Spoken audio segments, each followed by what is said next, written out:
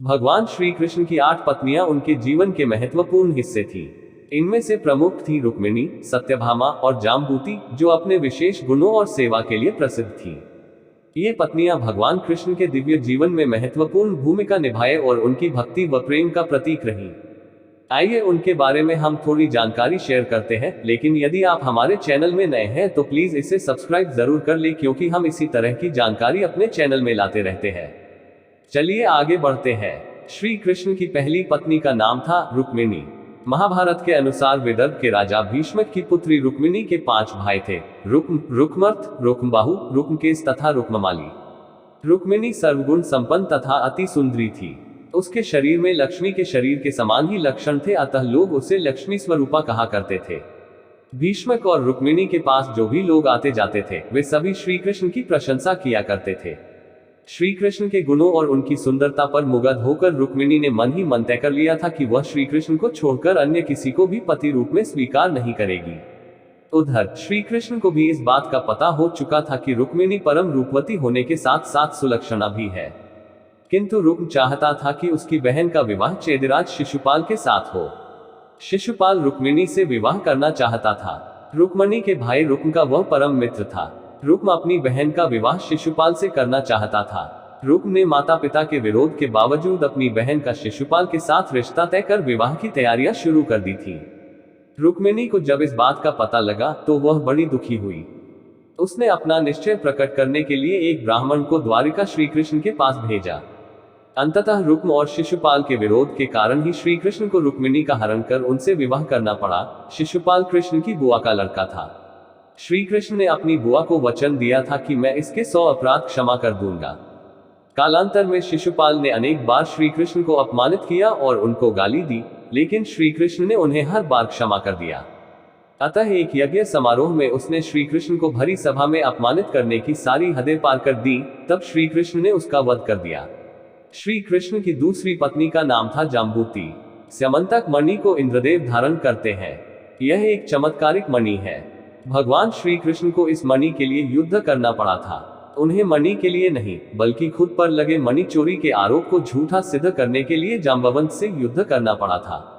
दरअसल यह मणि भगवान श्री कृष्ण की पत्नी सत्यभामा के पिता सत्यराजित के पास थी और उन्हें यह मणि भगवान सूर्य ने दी थी।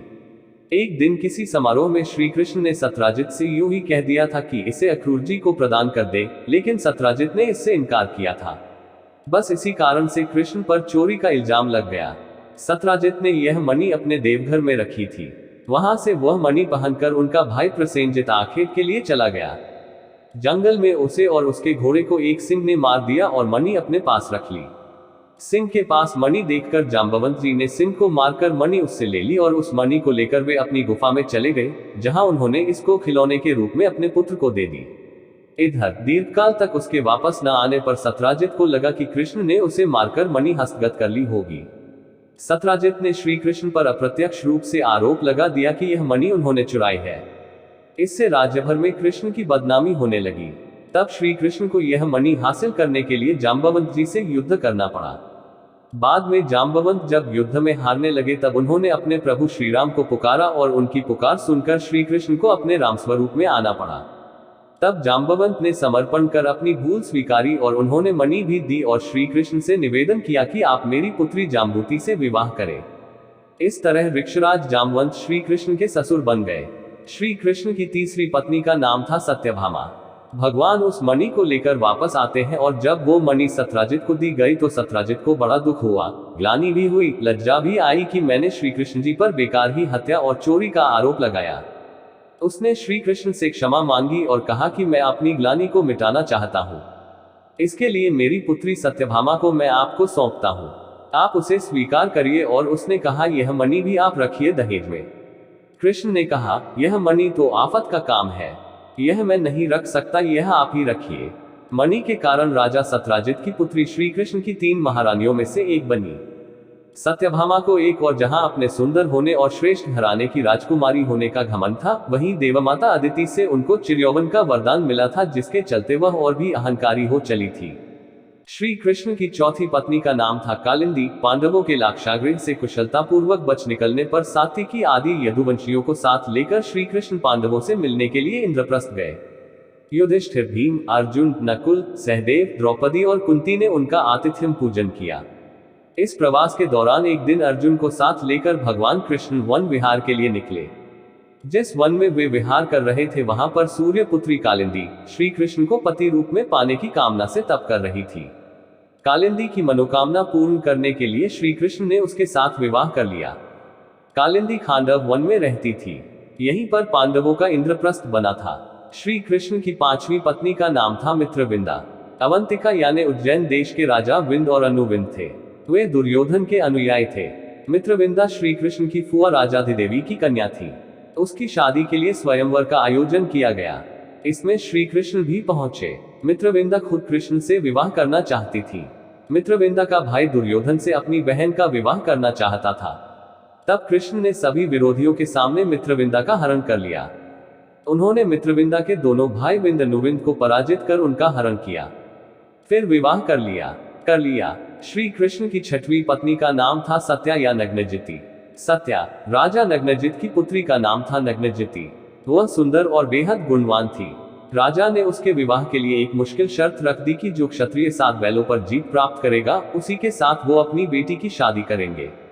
कृष्ण ने ये काम कर दिखाया। राजा ने उनका ये पराक्रम देखने के साथ खुशी खुशी अपनी बेटी की शादी उनसे कर दी। श्री कृष्ण की 7वीं पत्नी का नाम था भद्रा। भगवान कृष्ण की श्रुतकीर्ति नामक बुआ कैकेयी देश में रहती थी। उनकी भद्रा नामक एक कन्या थी।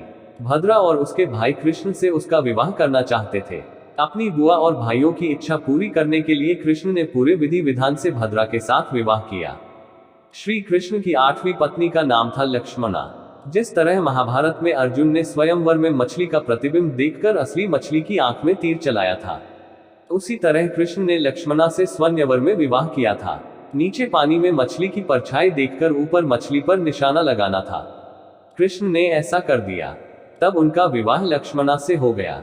इन 8 रानियों से हर एक से कृष्ण को 10 बेटे हुए, यानी कुल मिलाकर उन्हें अपनी इन पत्नियों से 80 पुत्र मिले थे। इन 8 महिलाओं को अष्टाभार्या कहा जाता था। श्री कृष्ण के सबसे बड़े पुत्र का नाम प्रद्युम्न था। प्रद्युम्न कामदेव के अवतार माने जाते हैं। हालांकि शम्रासुर नाम के दैत्य ने उसका अपहरण करके उसकी हत्या करनी चाहिए, लेकिन वो बच गए। बाद में उनके बेटे अनिरुद्ध को कृष्ण ने अपना उत्तराधिकारी बनाया।